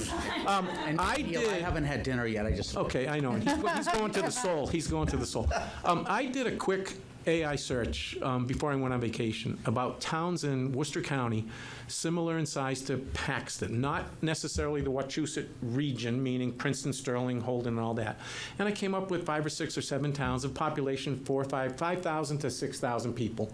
And it's amazing when you look at their overall budgets. Now, I know they're not on the highway to Athol and Orange and this and that, but some of them are on the highway to Fitchburg and some of those other towns up there. Fair enough. But it's something, the information is readily available if you want to have what we'll say like-sized communities in terms of public service budgets and this and that.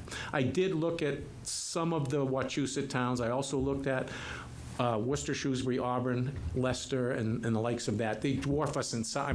They dwarf us in size. We're 5,000 and they're 18 to 20, and then you get to Worcester, there's 200,000. But it's an interesting exercise, that's all. So Yeah. thank you very much for the leeway. I appreciate it. Oh, Donna, you're... Okay, who's next, Donna? Mr. Lowe? All right. Neil used all my time, so I'll pass. Okay, there we have it. Nothing else? Well, he was serious. I commend you. All right. Yeah, appreciate that, thanks. Ms. Lockman? We know, we do have people. Erin, We have can we just plenty of get her time. a microphone, please? Did you pass the microphone back?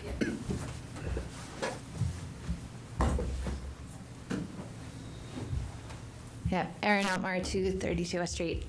So I just want to say, first of all, thank you for having the opportunity for the override. I just want to say there are a couple of concerns that came up in this process that I want to make sure that we say out loud. The first is that there's a process to putting up signs, advocacy, everything. There are rules, there are processes, it's very clearly laid out. And the Yes Group was absolutely following that. There was a lot of nonsense that happened in the town.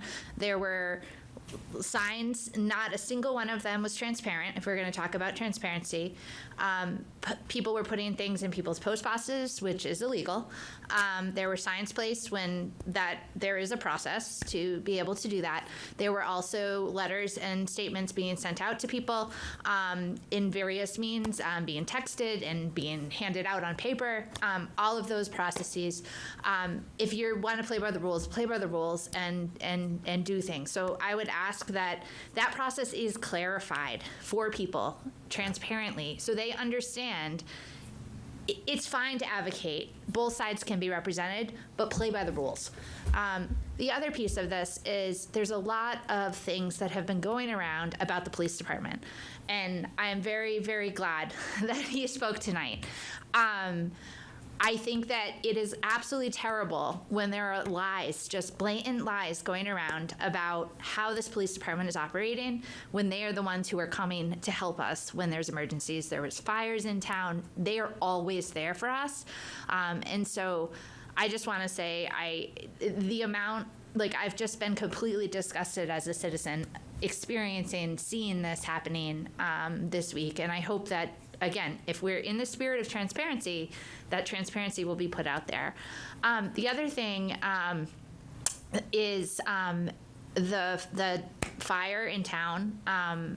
The amount of response that was given is really, really remarkable. So I feel like we can work together when people are here, and we need to remember that. I think people are really downright nasty, especially in the sense of the vote. But at the end of the day, we want this town to survive. And the reality is that the town can't survive in this current budget if we don't work together. And so I think, yes, there are budgets, there are strict things, but there's not much more to cut, is the reality of where we are. So thank you for putting all the time in. But I just ask that, it's really important, if you want people to get actively engaged, that we allow people to actively engage.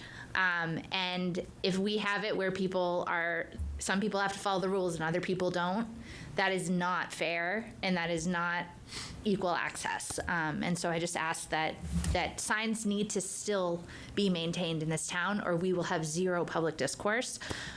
It's important, but there needs to be a way that it is laid out, and everyone at all levels needs to just play by the rules.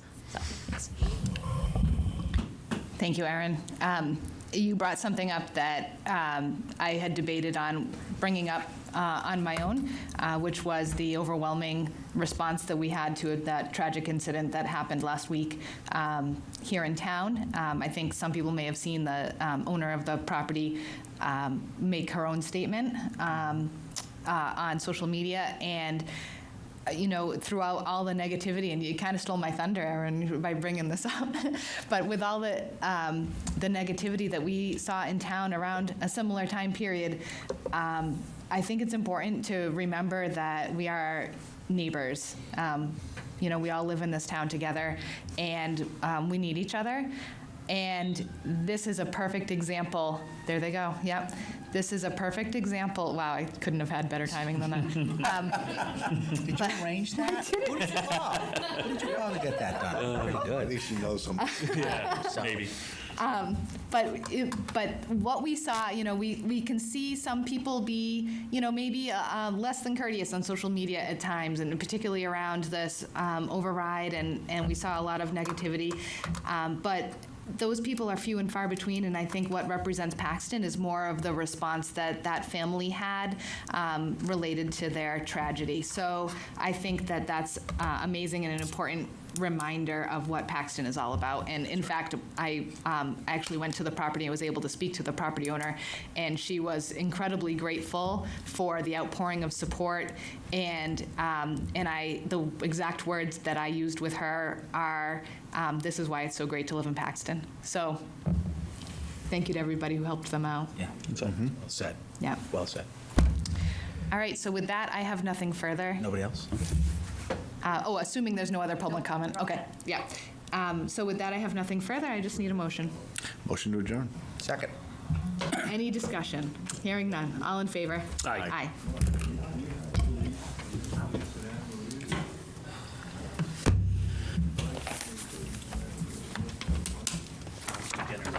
You ate dinner before the meeting? I did. You never do. I sometimes do.